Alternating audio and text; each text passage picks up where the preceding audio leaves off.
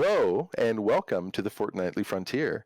This is the weekly show where we cover awesome things about Star Citizen with, of course, your amazing hosts, Meyer and Darjanator. I have the good fortune and being very lucky of being a special guest tonight. And the fact that they make the guests do the intro is really, really crazy. So thanks, everybody, for having me. Meyer and Darj, would you like to take it away? I'm good. Yeah. But yes, welcome to the Fortnightly Frontier. That is the Fortnightly show going out every fortnight or 2 weeks. There we go. But it's not really. It's because it has been 3 weeks since our last show. It's we try to do it every 2 weeks, but most of the time it's basically content related, content driven, and there hasn't been much coming out of CIG, but there has been a bit coming out of the community over the past weekend, and we'll talk about that a bit later in the show. But first, we have our guest to address. Hi. Hey, how you doing? Now, tell us, who are you? Okay. What do you do? So I'm Stim Citizen. I don't have a show of my own, just a self-branded show, but I do host and am one of the producers of the Yacht Club SC, which is a weekly show in metric units, not imperial units, that is aired once a week. We talk about all things Star Citizen as well, but what we do is we really focus on the community aspect. So we run through the weekly news, and then we talk about what actually happened with Bar Citizens. We talk about new models and projects and maker content that Star Citizens are putting out there, and really bring together the community based upon this wonderful game and this project and this interest that we all share. So we see ourselves as a weekly Bar Citizen in the middle of the week on a Wednesday night. And we are based in North America, and we start at 7 p.m. Pacific and 10 p.m. Eastern time. What's that in time zone that Mara and I understand? What's that in metric hours? Yeah, what's that in metric time? I'd have to look it up. So seven. let's do 10 p.m. Yeah, let's do 10 p.m. in UTC. UTC, yeah. Yeah, so it's 3 a.m. 3 a.m. In UTC, and we actually have a number of members that go to bed early and get up early in order to watch the show that are based in the UK and other areas of Europe. So Right. we've got a really international community, which is quite cool. That's really cool. That's cool. Yeah. We do this. I think we decided on this time slot just because it's easiest for most people to tune in live. But we also post this show up on YouTube and the audio on SoundCloud, etc. So it's a lot easier for people to just enjoy on their own time, I think. Yeah. Right. So that's the Yacht Club. But what do you do personally in Star Citizen, let's say? Sure. Okay. So myself, obviously, I stay abreast of the news. I buy more ships than I should. I go to CitizenCon when I can. So I've been the last 2 years, and it's 2 years consecutively. The first time I went was last year. Sorry, the year before last. And I volunteered at the last one that we just had in Manchester, and it was fantastic. And in doing that, I got to meet and co-work with both Darj and Meyer to get to know a little bit better. And at first I thought they're kind of like not really nice people, but over time they swung me around, and I started to like them. So. It's called Stockholm syndrome. You get acclimated to it. Great guys working with them, and all the staff at CIG and the other volunteers are just absolutely amazing people. It's a highly rewarding experience doing that.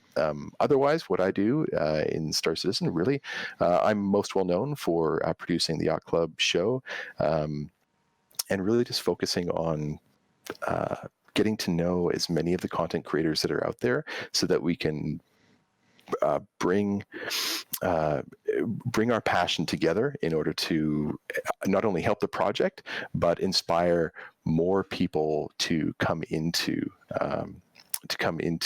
our fold of citizen followers.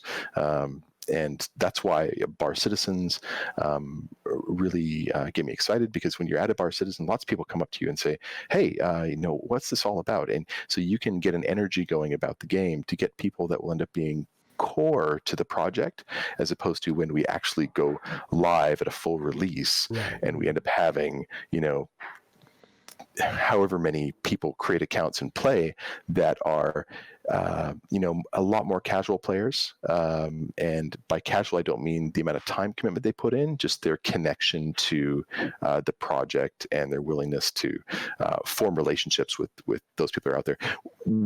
To sort of clarify, one of the most amazing things about Star Citizen is the bonding that it's created amongst all the people. And I think I haven't found a community yet, and I've been involved in a lot of different communities that has the cohesiveness and acceptance that the Star Citizen community has. And it's fantastic.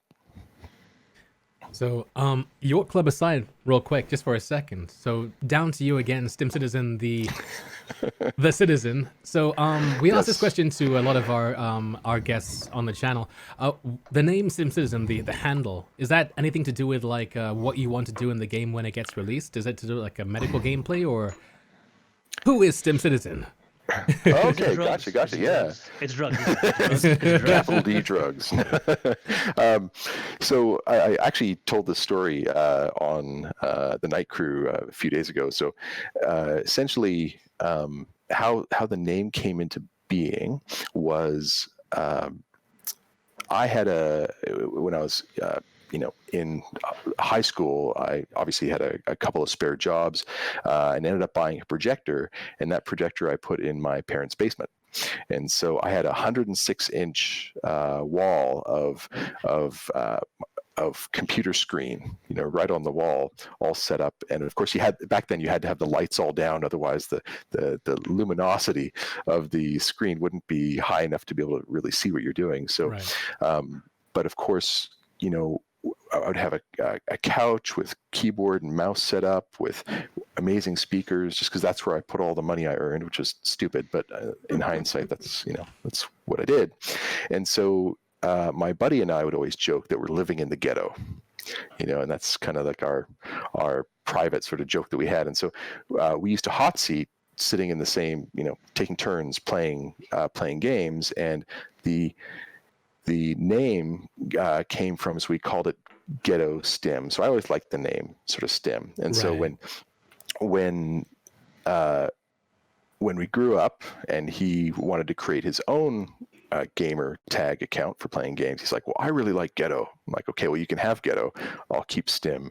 And so Stim came. And then when I was looking to play Star Citizen, I said, well, what can I do to resonate off the word Stim that works specifically for Star Citizen? So that's where Stim Citizen came from. So to tie it back into the gameplay, my gameplay that I really want to do is hauling. So I really do like medical gameplay. So, and I generally do play a medic in first-person shooters. So there will definitely be a component of that, because part of where the name came from was from the stim packs from StarCraft 2. Right. You get a stim and you get excited and you go. And so that's kind of where that came from, to really complete the story. Right. Yeah. Oh, right. That's cool. I love it, because like whenever we ask people that question, you always think that it's gonna be so simple, and like it's like, oh, he wants to be like a medic. That's why. But no, there's always this like really beautiful story behind it. I think my favorite example is, I think we had Sophie Girl on the channel, and we asked her, so why is your handle Sophie Girl? Is it because your name is Sophie and you're a girl? She's like, I don't want to get into it. I'm like, what? I remember that. Oh wow, that was such a long time ago. And the show kind of stops. Yeah. Oh man, but yeah, thanks for Also, sharing. yeah, and then my name is basically just this is why I'm not a guest on the show, because my answer to that question would be super boring. Well, what is your answer? It's got to be something. Darian is my first name, and then it just Anti-Ader. turn it in Ader, like Terminator.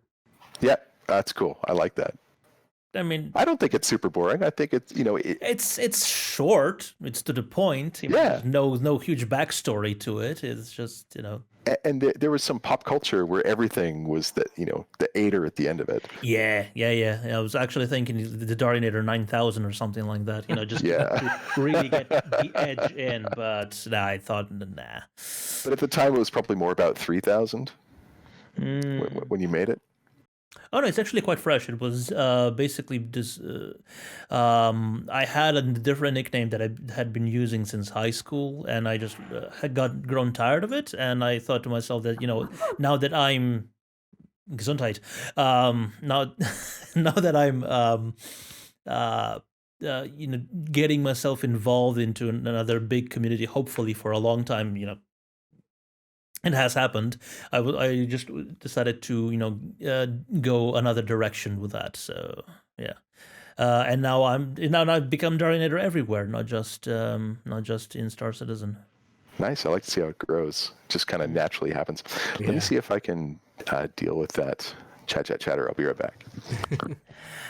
All right. So Ryan, what about your name?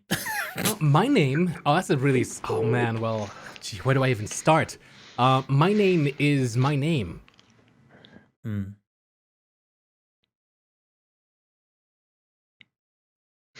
That's it. That's it. Right. And Perfect. Sorry about right on that. time. I've got a question. So, like, before, of course, like everything that you do right now for Yacht Club, have you had like any experience before that with like media and hosting and that kind of thing, or is it something kind of fresh for you? Like, how did you get into doing all that? Okay, so yes, it's fresh. I owned a company in the mining sector for a long time, and I did some PR work there. And I've always been in sales, so I found it fairly easy to take the plunge to jump in doing this. But as far as any experience, I didn't have any, and I really wanted to. Put together a YouTube channel. That's Right. kind of what I wanted to do. Like I'd been watching Tactical Advance and STL Youngblood and all of those guys, Nubifier and Board Gamer, and I wanted to do something, and I wanted to put something together. And it wasn't just for Star Citizen. I also wanted to do it in my professional life, just learn how it's done, so I could apply that to work, career, and even just other projects that I'm doing. I'm always looking for new things to be able to do, and so I just kind of figured it out, got it going, and I went and bought a camera, went out and bought a nice microphone, and I started doing some recording for YouTube. And then I realized, oh, this editing stuff is hard. You're telling me. Yeah. You're not that. You're actually relatively fresh in the at least Star Citizen creator community, but Yes. you probably don't remember the early episodes of the Fortnightly Frontier going back 6 years now. No, wow. We had the anniversary of this January on the 6th. So yeah. Congratulations. Years old now. Yes, those were a nightmare because this was before Myers' time. And so we had basically just a conversation between Mars' predecessor and myself, and recorded locally the video, and then both all the stuff would be sent to me, and I would actually do different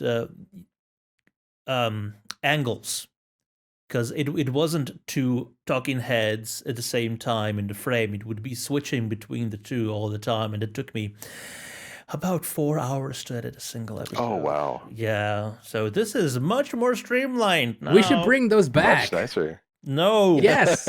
It was like The Office, but like talking about Star Citizen. It was great. Yeah. Well, It was great. I had You wanna no edit? idea. I had no Oh, idea yeah, I was that working was- with someone with such experience. So it's really great to be here. So when Yacht did Club's been you- running for just under a year. So okay. yeah, in fact, the concept came together in October of 2017 or 2018, and then January, I think, like 26 was our first episode. So we're coming up very close to a year. Yeah. Awesome. January 26th, you said?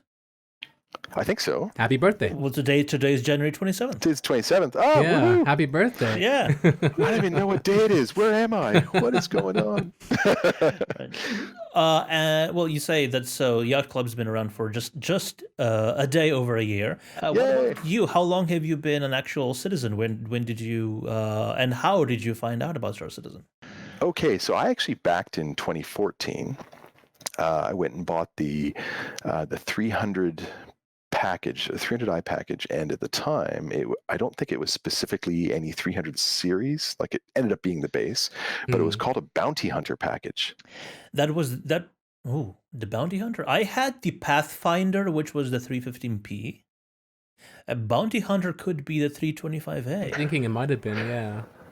Well, what I got was the 300i. Really? So yes, so maybe it was. Before that, I don't know. It was late in the Kickstarter, I think. Did the Kickstarter last to that amount of time? Because I thought I went through Kickstarter to get it. No. No, okay. Kickstarter was So I signed up. 2012. Yeah, so it was just for 2012. Okay. So 2014, I signed up. Then I took a break just because I forgot about it. I think I downloaded it. In 2014, we had Arena Commander, right? 0.8, yeah. Yeah. Okay. And so we had the hangar module. I played around a little bit in that, and then we had some Arena Commander. I'm like, well, it's not really here for me. I'm not Yeah. really playing the game, and I didn't have any exposure to the community, and I don't think Discord was really a thing back then. It was more Ventrilo chat, and no. Mumble and Yeah. TeamSpeak, etc. So, Yep. so the communities didn't have a chance to really build globally, at least my exposure to it. And I came back in 2016. Having a look at the project, and that's in June of 2016. I remember very specifically, and that's when I got exposed and really got bitten by the Star Citizen bug and started diving in. And so it wasn't until 2018 in October when we decided to actually do something about it. But just I think I watched like 5 years of content or 4 years of content in about 4 months. But, yeah, That happens. really consumed a lot. Yeah. A real accelerant to kind of catch up. That's great. You know what? I just had the idea for somewhere on the internet there have to be still old builds of Star Citizen with the offline hacks. Oh yeah. Yeah. It would be amazing to, be able to launch those, just for Arena Commander, because nothing else would probably work. But just to see, firsthand just how much progress has been made, because it's been a while that the game has been in development, and the progress is so gradual that you kind of get desensitized to how much progress has actually been made. So it would be cool to see that, other than just go to YouTube and watch gameplay videos, because even back then people were doing those a lot. I wonder how we could do that. Get the need old like builds. a Wayback Machine. You remember Fiendish Feather? He has a whole community, Yeah. and they have access to all the old builds, pretty much all the old builds. That's how they get all their assets for Machinima and stuff. Oh, right. Okay, Yeah. That'd be cool. People say 2.6 was the best. 2.6.3. If we could get the build, that build, and just see what was so magical about the flight model in 2.6.3. Yeah, it's all about the flight model. Hmm. Yeah, because it's kind of been lost in obscurity now as to Yeah. what that flight model was all about. Mm. I'm sure there's someone out there that could answer this question right away. Just come and say, Oh, "Oh, it was the pips. It was all about the pips." But it's been so long that memories degrade, memories change.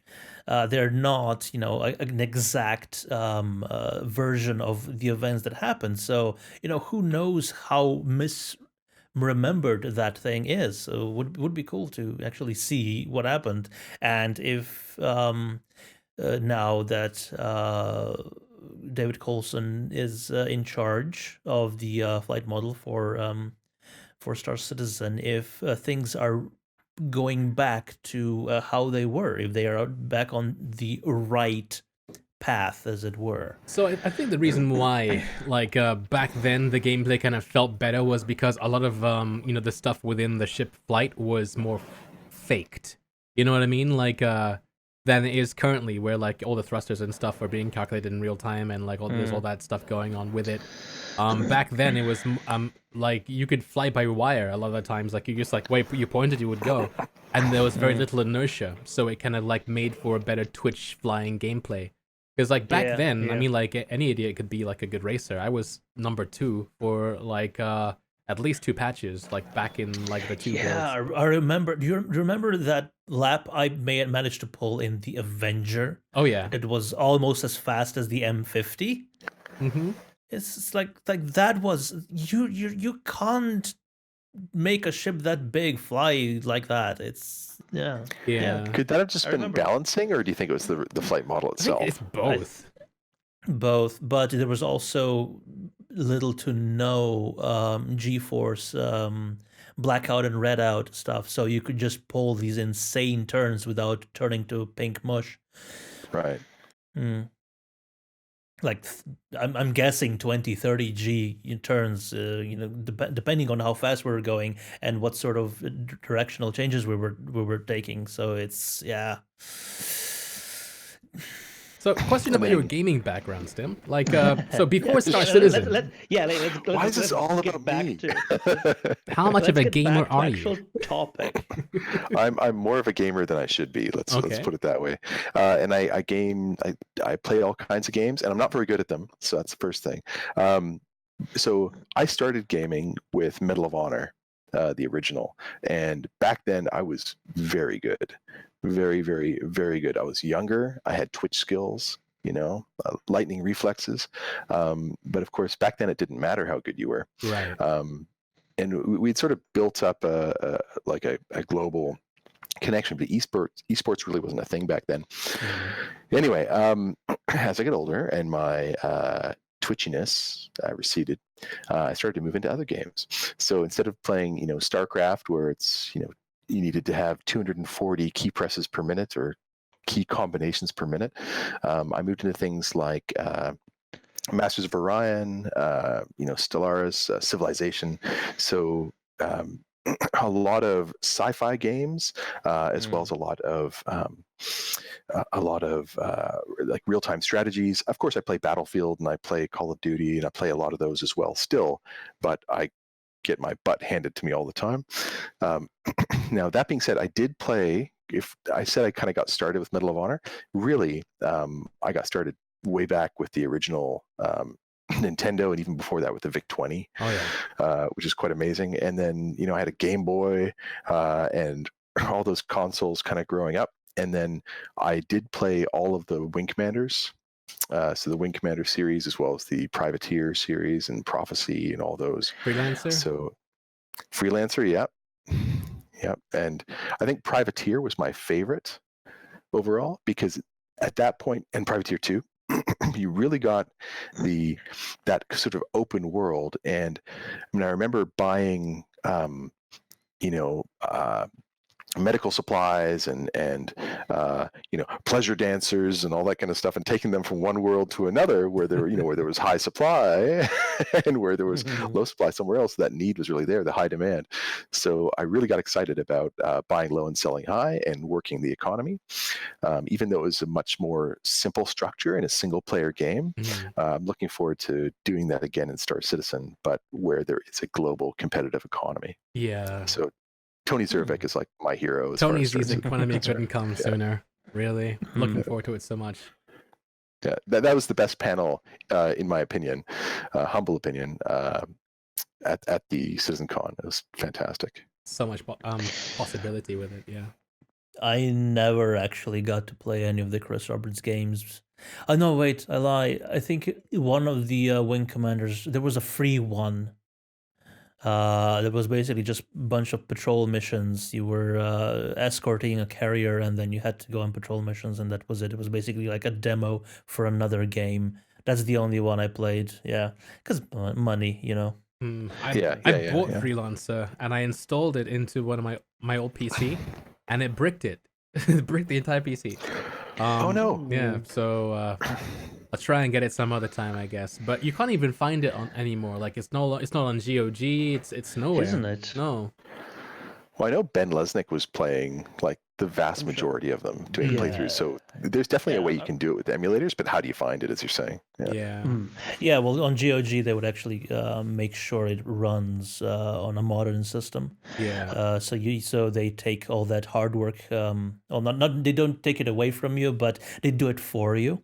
So you basically just run a file and it runs, whether it's a built-in emulator or whether it's a patch. Like some games that were made for Windows XP, for instance, they no longer run on 64-bit systems, but they actually manually patch them themselves, so it actually works nicely. I'm surprised it's not on GOG. Yeah.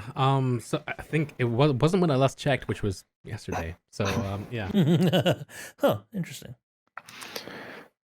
So Maybe that's something that should be should approach Chris Roberts about, because Freelancer Original, that's his IP still, right? he worked on or it. is it of the company that he only worked at? I have no idea how it works. I mean, like I know that he tried to make it something, but the publishers didn't want that because they couldn't see the long term or the short term. Oh yeah. That's why Star Citizen's being made now, like all these years later. But yeah. So back to Yacht Club. So in terms of like the projects you and your community do with Yacht Club, I know you guys had a bit of I guess a connection or collaboration with the Daymar Rally on Saturday. Do you want to talk Sure, about yeah. that? Sure. So Actually, before we go into that, I was just about to ask, like, why Yacht Club? Like, because does everybody have an 890 jump and you just yacht around in your yachts yachtingly? so that's a really good question. I'm glad you asked it, because there's some we need to disambiguate between having an 890 versus having even just a smaller ship being a yacht. So what we do at the Yacht Club is we want to be all inclusive. And how the Yacht Club came about was a lot of us were in the 890 Jump Club. And the 890 Jump Club, there's a requirement to actually own an 890 Jump in order to be part of that. So it's like an 890 Jump owners club.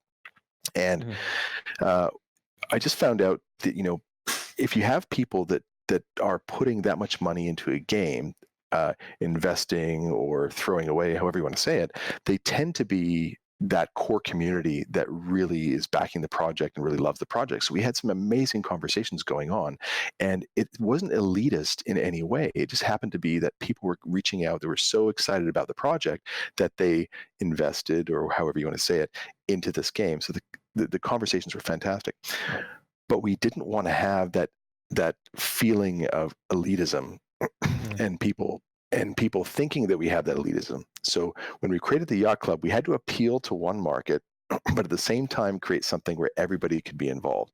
And we might not have hit the nail on the head there, but we created something where people were going to be happy about the ships that they bought, because that's the central point that really unites everybody, and then bringing people together into the verse. So when we first started, every single show we had to say, come and join our Discord. We're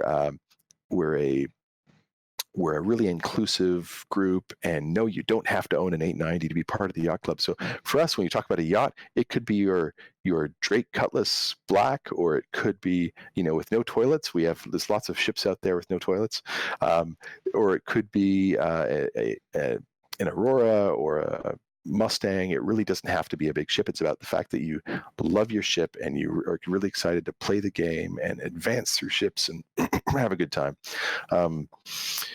Our show is a lot more, it's really interactive. So you'll often see, 2 out of the 4 hosts typing in Twitch while we're doing it. Our show gets very few hits on and impressions on YouTube, just simply because it's so interactive.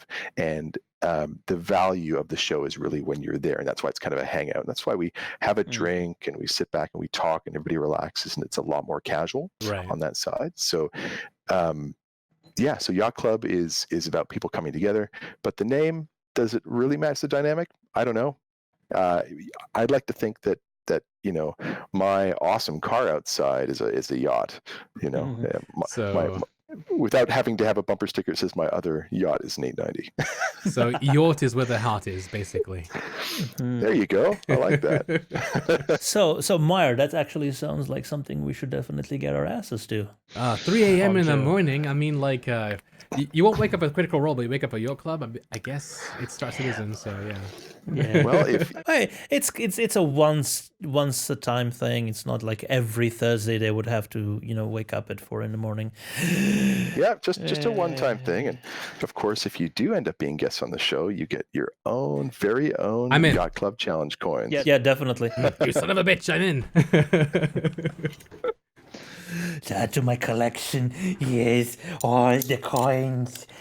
Shiny, make a click clack sound. Precious. I love my little coin collection that I've got going as well. There's something about it, just having it set up.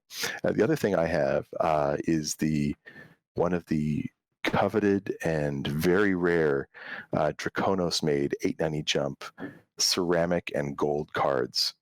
Let me get it and show it to you. One All second. right. Okay. I'll just drum roll until he gets back.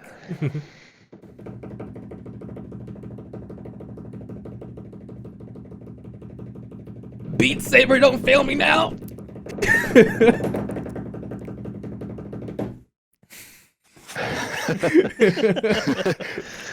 Thank you for the drum roll. This is in its wonderful velour case. Oh, wow. A personalized That is Volgalore. Yeah. card. Very cool. Damn. Oh, that is very nice. That considering it's part of for the Yacht Club would be the perfect thing for doing lines of. No, never mind. Well, speaking of lines, it's in the same lineage as the original Concierge Black cards, and that's how Beautiful it's segue. designed. It's designed with those same lines. Oh, Yeah. damn, nice. That's really but cool. it's not an official card by CIG in any way, shape, or form. Oh, yeah, definitely. Love it. Anyway, back to your question, Meyer, that I so rudely interrupted. I don't even care anymore. So I was saying, your club and project that you're doing right now, I believe you guys work closely with the Daymar Rally on Saturday. What exactly is it you guys did? And can you go through exactly what happened? Like, some people may not even know what the Daymar Rally is, for instance. Sure. Wow. Yeah, Okay. Maybe we should have gotten the organizer for Daymar Rally on this week and Stim Citizen later, but yeah. Anyway. Corsair? Nah. So we had the good fortune of having Corsair on the Thursday before, so that was the 22nd, before the Daymar Rally, which was on the 25th. I'll just say very quickly what was asked of us, then I'll talk a little bit about the Daymar Rally as well. So Corsair came to the Yacht Club and said and asked if we could provide 890 jumps for the VIP ships that were going to be watching and escorting the race. And so I said, sure, no problem. We can provide the ships and be the pilots for that. And then a later request came in saying, look, we've got to be really careful. We want to make sure we fill up the servers. So can you find some VIPs for us? So with 24 hours notice, I proceeded to find VIPs.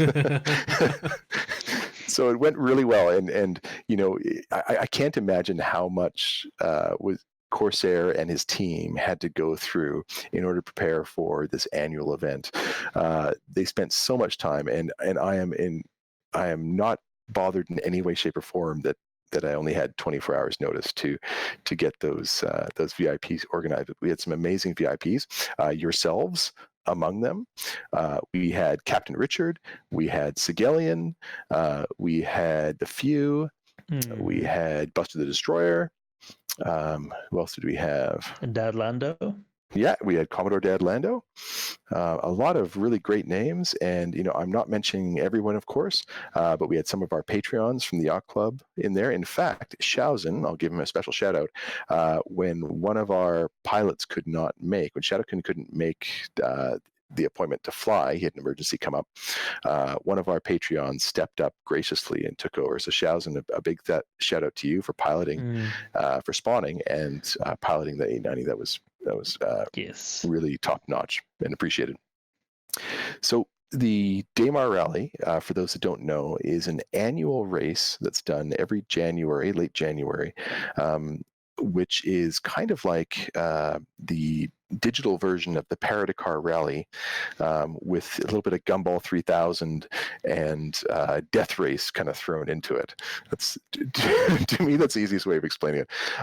It's essentially, I can't remember the exact number of checkpoints. I think it's 5 or 6 checkpoints, and the race has 3 different divisions. It's got bikes, it's got buggies, and it's got rovers. And the bikes division, the race takes about 2 hours. The buggies, I think, about 4, and the rovers between 6 and 7 hours, if I remember correctly. Yeah.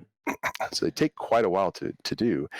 So it's quite a commitment, and there's practices every month, I believe, or at least every quarter, with these teams in order to practice driving it, because there are so many rocks on Daymar that racers want to learn the path. And what sets Daymar Rally apart from a race perspective, and not the whole in-game event, but just from the race perspective, is you have a team of players and you have a backup ship that's helping the driver navigate, as well as it's really, as well as providing a second vehicle on that ship should you lose a wheel, or somehow you roll over your vehicle and you can't recover it, or whatever the story is. And so the racers and anyone on there, because on the bike you can only have one person, but on the buggies and the rovers you can have an additional person in there, like a secondary navigator or co-pilot. That co-pilot can fire after the first checkpoint. The driver can fire with every weapons they have in the vehicle, and the co-pilot can fire on any other racers or on any support ships after the first checkpoint. So that's where that sort of death race component comes in. Right. That and the fact that you could hit a rock and or anything could happen. And CIG actually also made things difficult with 3.8 by completely redoing all the planets and moons. So all the training that everybody went through in version 3 planets just went out the window. That must have been a V4 shocker. ones. Yeah. And I can just imagine people at CitizenCon, people who had been training for Daymar Rally, and was it Pascal who just went, yeah, we just revamped every planet and moon in 2 months to V4. And it was like, oh crap. Yeah. I remember Corsair on the show. One of the things he was talking about is how some of the rocks you can drive through and some of them really exist. And there's, in some cases you can tell, but in most cases it's a random chance that it's really a real rock. And drivers just they can't take the risk of hitting that rock, so they've got to go around. But I think the Dragonfly was the best one, because it sail over the rocks. Yeah, we were watching, we were following the rover race, and we actually, I was flying the 890 jump for a bit, for about an hour or so, until it ran out of fuel, so we had to abandon it. Then we switched to our own ships. So, and I was following one of the racers, and I think we will be able to see it in the little video that I got playing up there. Just bumping into rocks all the time, upending occasionally, so and then just staying there for like 10 seconds before slowly dropping back down on the wheels. And it was like, yeah, maybe the wheeled vehicle's not the best, at least in this first version of V4. Maybe hopefully they'll smooth it out if we complain enough about it.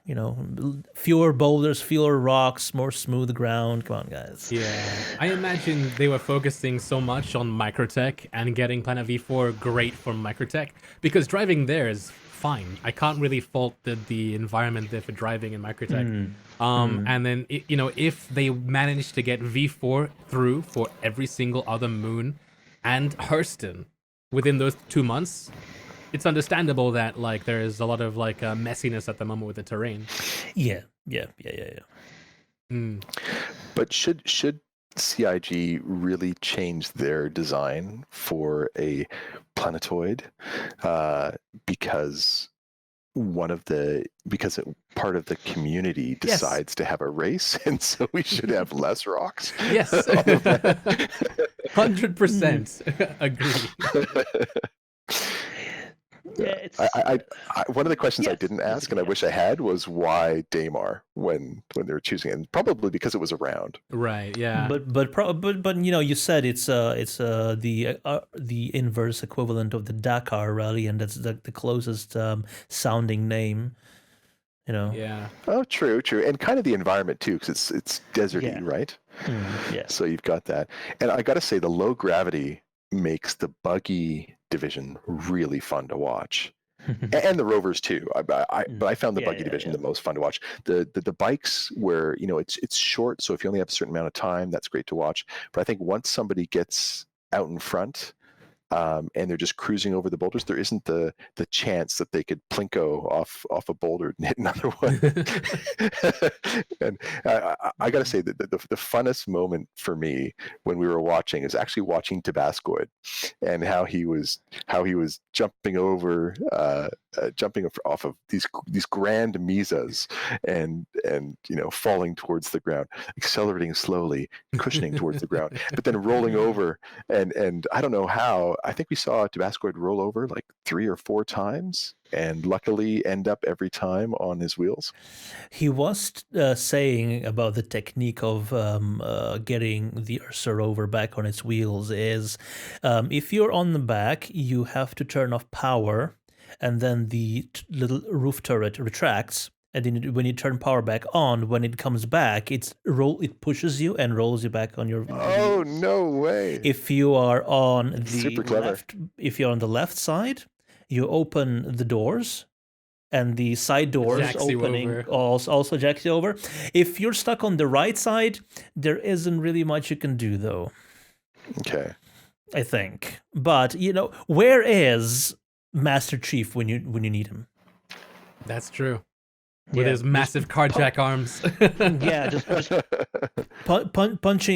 Punching a buggy or a rover, a warthog, back on its wheels. I'm looking at the footage above us right now, and it does look beautiful. It was a long endurance slog with the rovers, but just looking at it, it's so cinematic. We can see Yeah. like Darge's 315p going over a canyon there as the rover glides over in a sandstorm, and everything looks just This is another thing that you probably didn't have last year was sandstorms. Oh, yeah. And lower visibility. Yeah, because I think right now in the clip that we're watching, the sandstorm will just disappear all of a sudden, and it immediately clears up, and you can see everywhere. Yeah, there you go. See, but during the sandstorm, it's especially with a low sun, it's like driving through sand itself. And you really can't see anything, yeah. So Mara, what do you say? Possibly next year, do we do camera or do we actually race? I'm leaning more towards race, especially if they manage to fix some of this ground clutter stuff. I would also love to see like races on other planets as well. I mean, like obviously there can only be one Daymar Rally, but it'd be nice to see like the Daymar Rally presents Hurston Hustle or something. However, the Dakar Rally doesn't necessarily end at Dakar. Right. It used to, but now they actually have one in South America and still called Dakar. Okay. So we could have a Daymar quote unquote rally On Microtech? Yeah, like the Daymar Rally presents the Microtech Mile or the Hurston Hustle or the Microtech Yellow Mile is Yell. going to be over in a minute. Yeah. Or the Microtech here- being mainly cold. You might want to have the rover race on Yeah, Microtech. That would be And really cool to see. Here is what I was talking about. That is the leader of the rover race who managed to not get back upright because kept landing on the wrong side or the technique wasn't running. So, as you mentioned before, they had a support vehicle with a backup rover in. So here is just it is the Starfarer in this case that is able to house more than one. So I think this is actually the second one. Something I didn't notice, Meyer. I only noticed it while reviewing the footage when I was making this. When they got to the first checkpoint to Eager Flats, they got out and drove with a different one. Oh, really? They change vehicles? Yeah, they changed vehicles there already. Yeah. Interesting. I wonder why. Yeah. It's because your wheels might have taken damage, and you might be that's closer to true. losing it. That's Yeah. very true. Just And in I case. think that It's too particular bad we stretch don't is actually difficult. have a way of repairing damaged components yet, or have actual proper support vehicles. Just now that I've been rewatching old SELs, they also mentioned that wheeled vehicles will have fuel soon. So Oh, I'm looking forward to that. Yeah, How about that? Because right now they have Yeah. unlimited fuel. Mm-hmm. yeah. Well, they were saying that currently it's run off of nuclear energy, which from a pragmatic standpoint is awfully convenient. Yeah. But if you look Also- at how things are done, on the moon or plans for Mars, they were always using these. I think these plutonium cores that were designed for energy. So I wonder, So- 900 some odd years in the future, would we switch to fossil fuels or some kind of hydrogen based? Like, would we want to switch to a consumable for something like that when you go to a Or specific planet and booze, those might not be maybe. available? I mean, Especially with exploration, where what is it called, like pathfinding. You're going out there, you're going into the rim, you kind of want to have the ability to not run out of fuel. yeah. that is true. So like a battery powered vehicle would be the best that you could just recharge somehow, either by plugging it into your support ship and use its power plant to top up the batteries, or deploy solar panels or a windmill or something like that. But in a race, a support vehicle might be the only logical option for that. Yeah. Yeah. And I was just gonna say, I like how they said how you get flames out of the back of the RC. Yeah, when there's no fuel. that makes sense with a nuclear powered buggy. Yeah, yeah. Yeah. As far as fuel is concerned for the future of the Daymar Rally, though, I could see that, and I think it'll add a really cool survival aspect to it as well, because like the race organizers could essentially find out what the average distance you can get with that fuel is, and it'd be part of the challenge to get to a checkpoint ship that can refuel your car in time, or you'd have to like rely on the support ship if it's capable. Yeah. And maybe do a bit more stringent rules, like you can only have one replacement buggy. Yeah, so if both break, you're just out of the race. Yeah. It did seem like there needs to be a bit more standardization with the Daymar Rally in general. Yes, but that only comes later when we have actually systems that support those sort of standards. Because now that everything's still changing and still in flux, it's a bit not maybe too conducive to create such stringent standards. Everything's going to change the next quarter, possibly. And knowing Corsair and the team that they have there, I'm sure they're considering how they're going to change as these new mechanics come into the game. I mean, things like buffs or debuffs you'll get from not having food or water, or the ability to go to the bathroom. Canteen break. Yeah. They'd have to land their Starfarer to go have a quick lunch and then go back out again. Yeah. Little pit stop. Some electrolytes.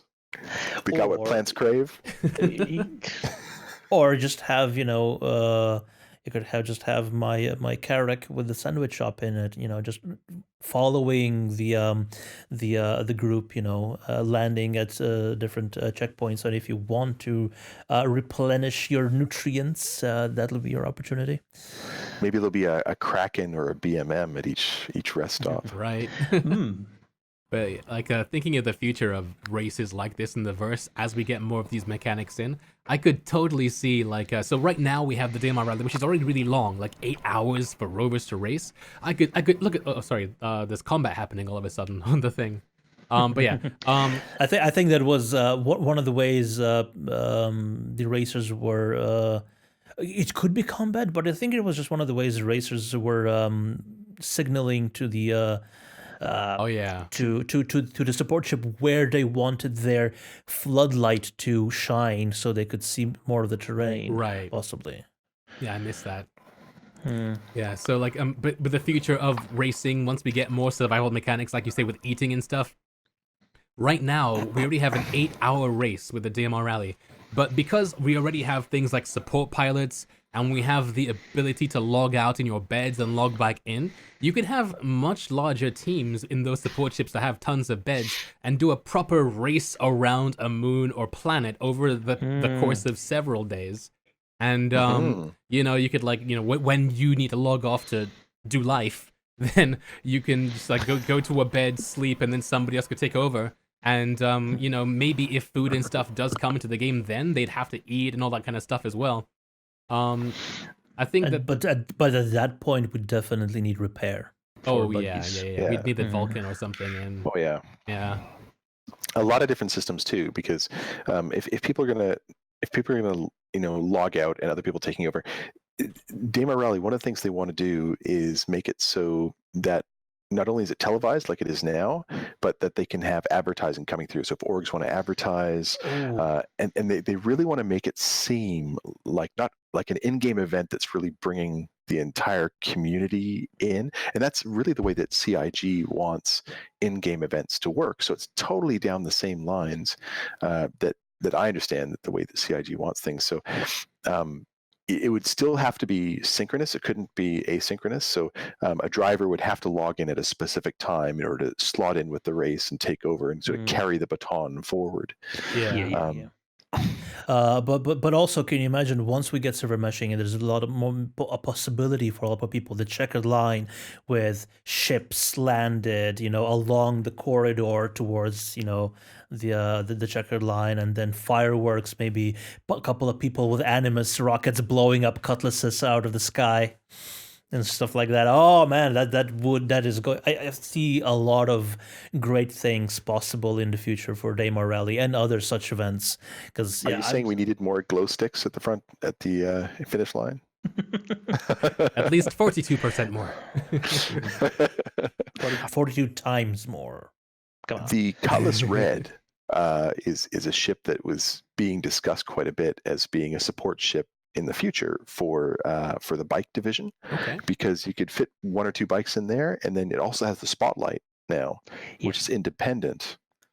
So Of the ship direction, yeah, that is actually quite cool. What is the throw length on that? Isn't it a bit short? But the actual headlights of the ship are a massive, stupidly long throw. Yeah, at the moment, but they could always fix that.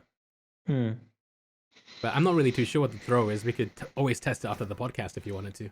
We could, yeah, definitely. But yeah,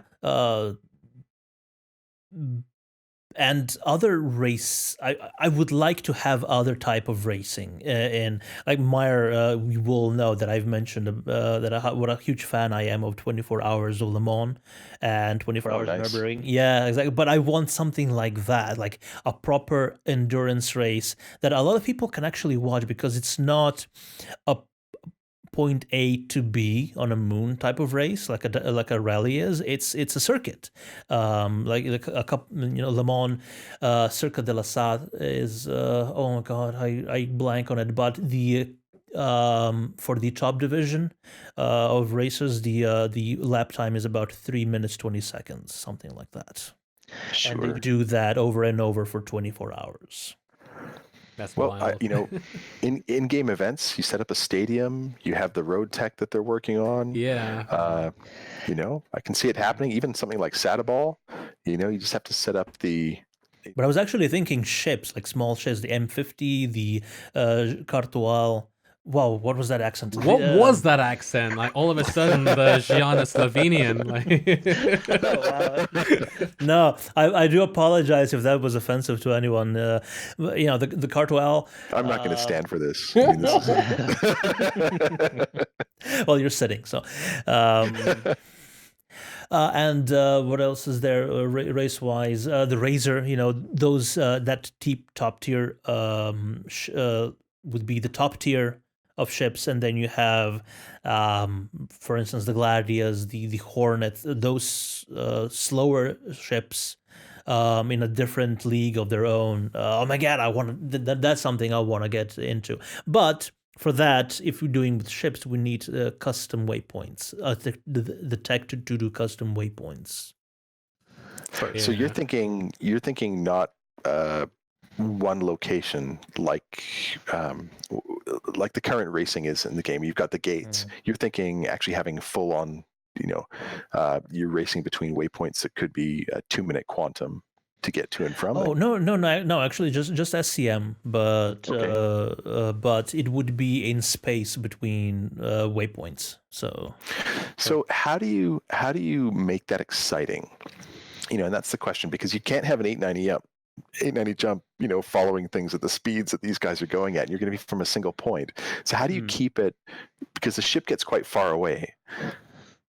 I guess you can hang out at just at a specific spot, like just at the finish line, so you see people lapping.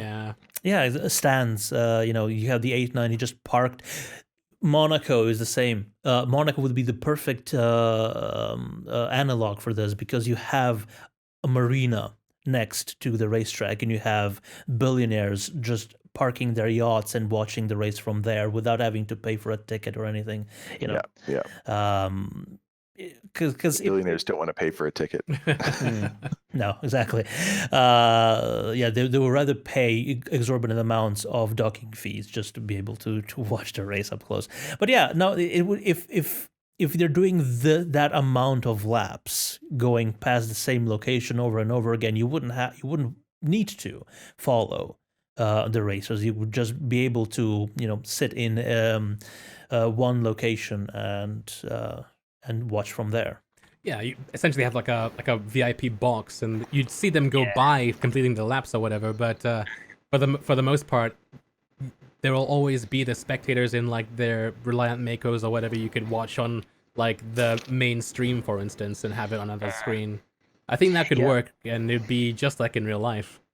But yeah, I think CIG, as you mentioned, they do have the tech to make these new to make a stadium. They've shown off road tech and making a closed road circuit a long time ago. The main reasoning as to why that's not in yet is because with the planet system, whenever they reset the seeds or whatever, they get like overwritten, and you find like there bits of the road underneath the terrain or through mountains and stuff. But if they were to build it in a closed map, like for instance, if they were to like reuse the Expo Center in ArcCorp and use the center part and just put roads in there, you'd have a racetrack. Yeah, but that's a boring. That's basically just riding around in a circle. Well, you could always like make it like squiggly wiggly or whatever. I mean, like. But is it big enough though? That's what I'm. So that it's not NASCAR.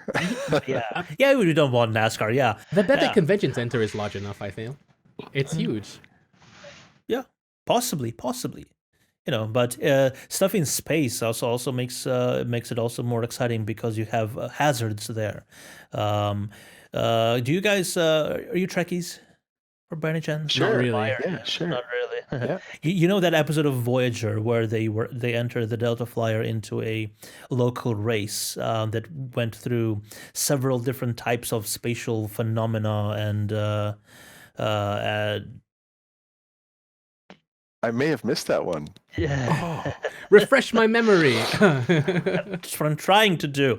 But anyway, it was flying through nebulas, flying through this ion storms that would mess with telemetry and stuff like that. Make it exciting like that. Right. So who got them into that? Was that like Q got them into that, or how did that? No. Basically, they found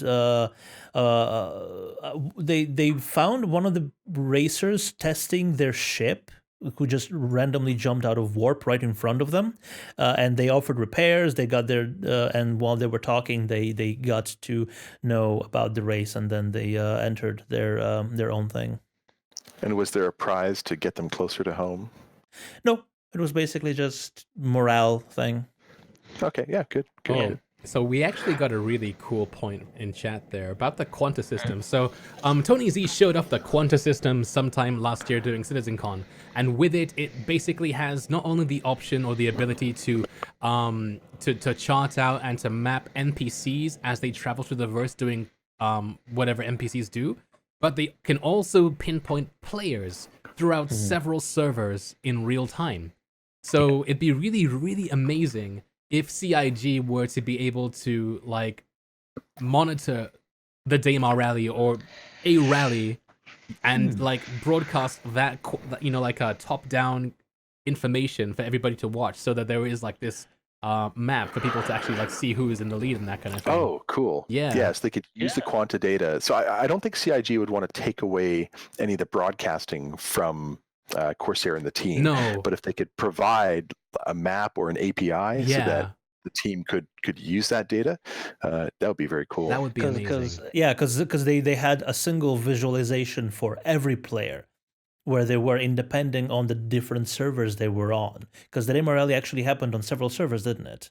Yeah. Yes, It was 8 just different on servers. eight different servers. So they could actually Track everybody at the same time.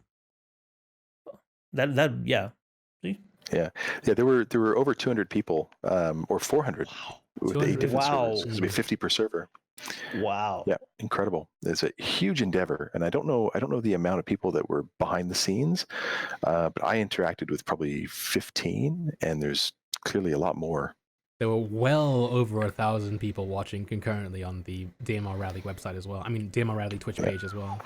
Right, but well, wasn't it multi-stream? No, it was the Daymar Rally actually was streaming the multicast of several viewpoints from what I saw, with commentary from Detox, and was it somebody else as well?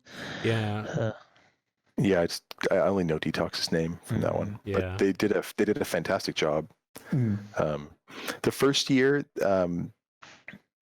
which was the year before, which was last year, or was the year before? I watched it with a bunch of friends, and it was kind of, I won't say boring. They were working out a lot of kinks. There were some technical difficulties, and then the commentation had a hard time. The commentators had a hard time keeping up and getting feedback and knowledge. So I think there was some breaks in communication. I can't point fingers at anybody in particular, nor would I want to, but I'd like to see, this year was so much better. They had a great team that pulled it together, and then Detox and the other guy, you guys did a great job. Detox and not Detox did a great job. That was really good. Yeah. I only caught a couple of minutes of it, because for the most part I was actually in game, flying and keeping tabs on it myself and recording the stuff that we watched before, or I actually had to go. So yeah. I also had to go before it was over, year, which is unfortunate. Plans will be made. Like extensive plans will be made for Myra and me. There we go. Nice. To take part in one way or another. That is, of course, if I'm not asked to be a caster next time. You know, I'm pretty in high demand. Be a caster and a commentator. So you'll be the not Detox next year. Yeah, and we'll see. I haven't heard from Commander Corsair to find out whether or not I'll be organizing the VIPs again next year. But I think that if I am given that position, I'll try and make sure that you guys are VIPs as well, because I think we had a great time. It was good. Yeah. If we're not racing, yes. Yeah. So racing, yeah. Speaking of you organizing and stuff, so Daymar Rally aside, we've talked about that's old news, belongs to yesterday. Yacht Club, any new projects? So 5 minutes ago. Yeah, 5 minutes ago. Any new projects with Yacht Club you want to talk to us about, or is it all hush hush until it's ready? Well, so I can't tell you about what's up and coming, but I can tell you what we are planning that's already happened that's moving forward. So, okay. we've started having a lot more guests on the show. So in the last few months, we've had Dad Lando on, we've had Bust the Destroyer, we've had The Few, we've had Morphologists, we've had Sigillian, we've had Heartswoe a couple of times. Coming up this week, we've got Commodore Dad Lando on again, which is going to be very exciting. Nice. And he is such an entertaining fella. He's really an entertaining guy. So really looking forward to having him up. But Yacht Club has really become kind of like the night show, Right. or of that as well. So kind of like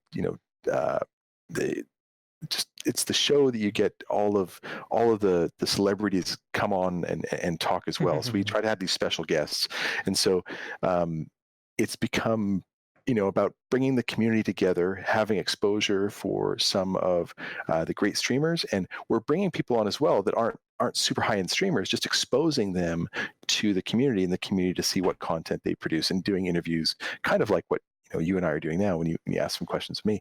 So so that's pretty exciting, and we've been lined up since October of last year. We've had one every show, and it's been really quite exciting. It adds a really nice dynamic to the show. The second thing that we're doing, and we did our first one a few shows ago, and we had actually been working on it for about 3 months or so. So a lot of work has gone into this. What we're doing is we're doing a series of ship conceptings, but we're doing it with the community.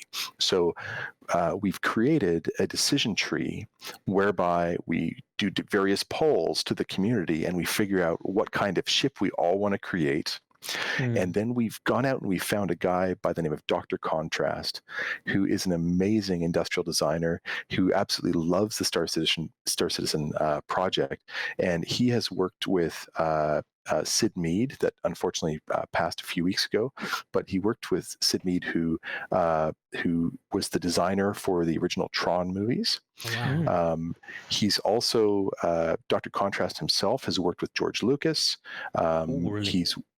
He's worked not directly with Chris Roberts, but he's worked in the same circles that Chris Roberts is involved in the cinema space. He also worked for Chevrolet and Porsche for a number of years, designing their concept cars and helping design that. So he really knows what he's doing, and he's incredibly good at doing it, and he loves the sci-fi aspect of things. So we go through and we do an initial decision tree on one show of what concept ship we want to do. And the one that we've done already was an exploration, specifically in research and development as a role, with an industrial, specifically farming secondary role. So that ship, and it had to be 100 meters long, with a skeleton crew of 3 to 5 people. It was of a visual alignment of being lawful, and it had a visual visual creator of being like of human design, human origin. Okay. And we ended up naming the ship. We ended up coming up with a fake manufacturer name as well, which is really good. And part of the design of the ship is done in a way that if CIG wanted to take inspiration from the ship, because it could actually fit within the Star Citizen world. Right. So, it would use quantum speed. It would have, missiles and guns and turrets, and they would be either manned or remote or point defense or whatever they are. So we're using all the same mechanics because we all understand that language, and we all want to have the ability to influence, what some of the great new ships would be. So, the next great starship coming in the verse. So we've been trying to build, the next great yacht idea, and having everybody come together to make it happen. And so That's really this cool. ship, I'll find an image of it when at some point and share it, but it looks a lot And like. I will put it right there in edit. Aha. Right up there. Perfect. It looks a lot like an Endeavor with the biodomes in the that one. back. Wow, that looks so cool, man. And a cross between take the observation deck of the Crucible, which would be on the back, so you could have a look at those biodomes, and then through the decision tree, when we actually did the show where he was drawing the ship, we decided that it would either have to have a snub ship, a rover, or a command module. And so the community chose a command module. So the front of the ship actually detaches and comes down as well. And I'll make sure that you have a picture of the command module, because that was its own design, which when it lands has skids and almost has an X-wing effect to it. Right. Just super, super nicely done. Taking cues from different sci-fi avenues, of course. Yeah. I love the idea of ships with the command modules. Like, obviously in Star Citizen, there's only one ship currently that is a command module ship, and that's the Caterpillar. But ever since I saw it in Star Trek, I was like, that's cool. Like, I wish more ships within the verse did that. Like have a small part that would connect to a bigger Star Trek piece. ships that have multi-vector approach aren't that numerous. You had, you had the Enterprise D, then Voyager didn't. Then you had the Prometheus. There were actually quite few, but one thing they all had was the Captain's Yacht, which is also something we're getting in Star Citizen for some ships. But I agree with you, Meyer. I really like the idea of those command modules. And right now, I think we only have the Caterpillar and the Endeavor, if I'm not mistaken. Yeah, but in game it's only the Caterpillar. Yeah, true. But it's not in game yet. Anyway. Yeah. Oh, there's an idea. The ship is, but not the detachable. Yeah. Yeah, there's an idea for something to concept. Like, so the Caterpillar exists as the command module and like the main fuselage, whatever you want to call it. An idea for your guys would be to concept new, like different kinds of like fuselages you connect your command module to as the Caterpillar. So like you'd have like the cargo fuselage or like the I don't know, the executive one, or like a dining hall or something, or different kinds of command modules to put on the Caterpillar. That too. Oh. Yeah, as long as they standardize like a USB-C connector. Yeah. For the command module. Yeah, why not? And then you could have like a competitor to things like the Genesis Starliner, because you could have a Caterpillar that like is literally a passenger ship, because like the fuselage is like seats going through cabins, and each cabin is a different class. That'd be kind of cool. Ooh, yeah. Yeah. Well, I wonder what they're going to do, with the Starliner, when that really comes out, the Genesis Starliner. It's my most anticipated ship. Yeah. Oh, I'm so excited for that ship as well. It's going to be amazing. And then we were talking a little bit before about, races in space. And one of my thoughts there was, if we were to end up having some kind of spectator ship, now, not necessarily highbrow 890, but something that really is seats with like a dome, Okay. and I'm wondering, I mean, it's highly specialized, but at the same time, we haven't needed that, in our time on Earth. Maybe that's not a specialized thing 900 years in the future. So the question is, are we going to end up having like Endeavors with biodomes that people stand in to watch a race, or will it end up being a highly specialized ship? Well, if you could actually turn on the gravity in those biodomes, you could just turn it 90 degrees and have everybody watch the race like that. That would be great. And how do you keep people from floating in front of one another? Because that's how fistfights start, like 0G. You throw a punch and you go backwards. Oh man, I can't wait for that. Yeah, because that's gonna happen.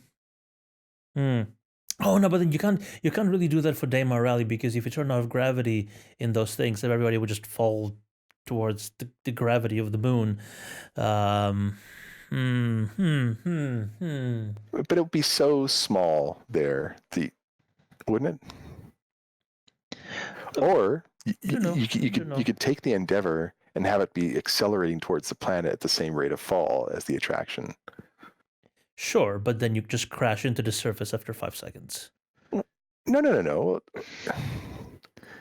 We were talking about like something that's in space, right? The races, so it would all have to move at the same. Yes, but I said that it That's would. a lot of work. The Daymar Rally would work for the Daymar Rally. I'm saying. No, it wouldn't. Yeah. No.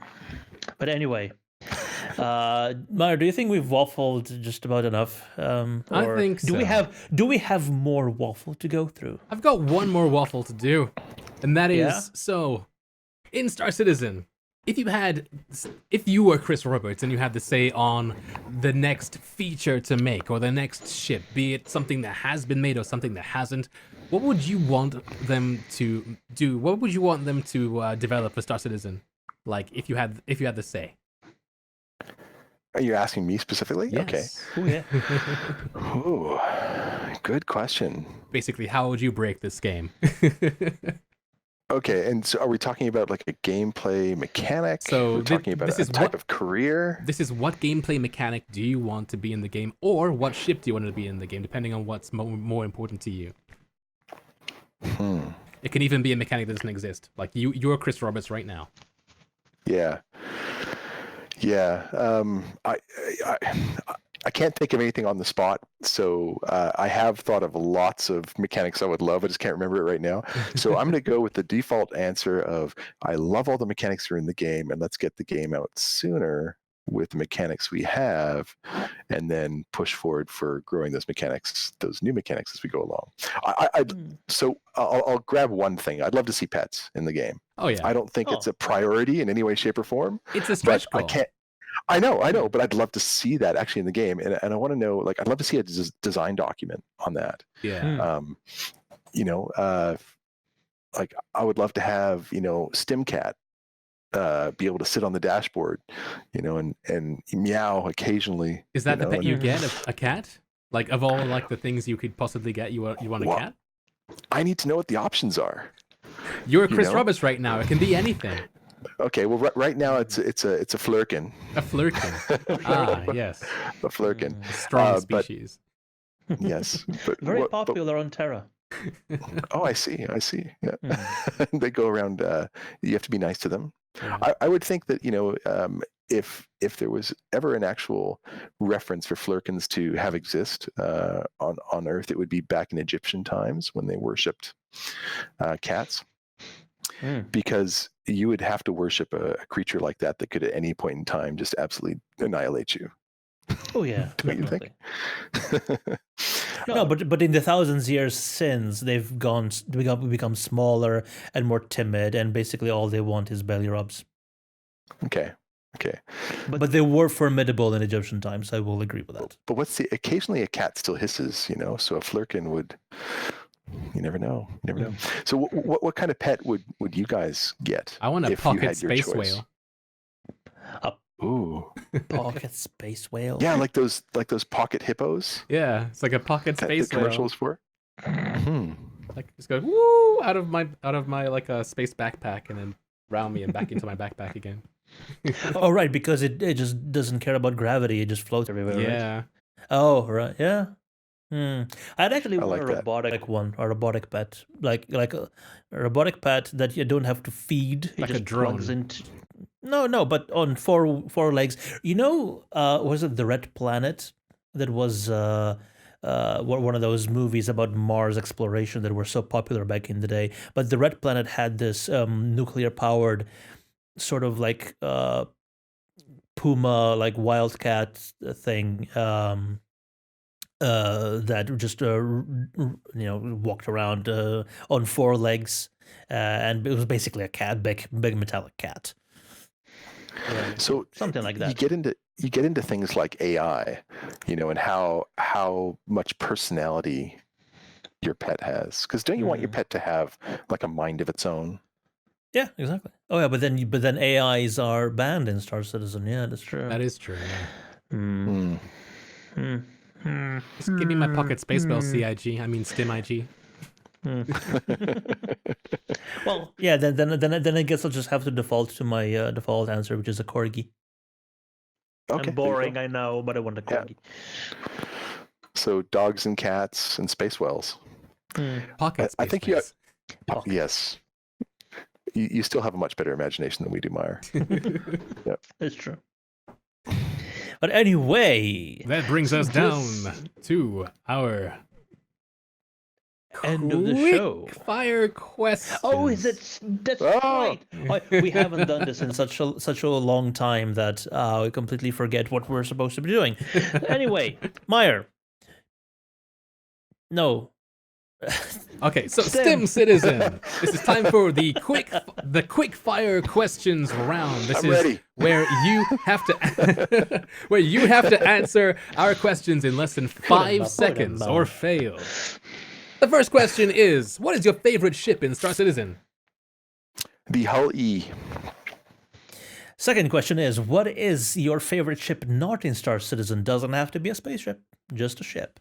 Oh, and I've only got 5 seconds? That's 4, 3, 2, 1. The Enterprise D. Banu Since or it was mentioned Xi'an? before and I couldn't think of anything. Say again? Banu or Xi'an? Oh, Xi'an. Picard or Adama? Adama. Ooh, Adama. really. Yes. Sandworm or space whale? Space Whale. Yeah, 100%. Good choice, good choice. And last one, where can people find you online? All right.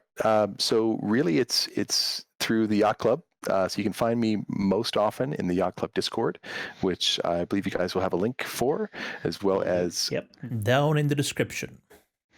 thank you very much, as well as through the Twitch show, which again is in North American Pacific time at 7 o'clock and 10 o'clock Eastern, which we worked out to be 3 a.m. UTC.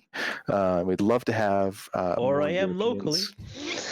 Nice. Yeah. I'd love to have more Europeans coming and checking out, because we've got a good group so far and really dedicated, and everyone that's in that's really active in the Discord is just really cool guys. They share screenshots and support each other in what we're doing, and answer questions about the game, and talk about what's upcoming, and all get involved with each other, and really form friendships, which is kind of having friends with people that have similar interests. There's nothing stronger than that. That's what it's all about.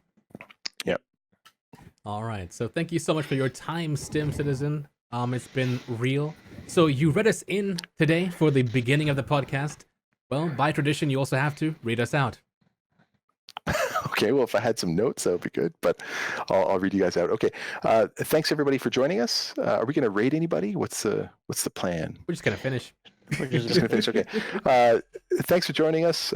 It was wonderful being on the show as a special guest, and I hope that everyone's that's been watching enjoys it. Please don't forget, if you're watching on YouTube, to like and subscribe and hit that notification bell so that you can stay up to date with the latest Fortnightly Frontiers coming out every 2 weeks. And if I knew all of the places you can find the Fortnite Frontier, I'd rattle them off right now. But otherwise, thanks for joining us. It was a great time. I really appreciate being on the show, and I hope you have a great 2 weeks until the next show. Bye. Bye for now. See ya.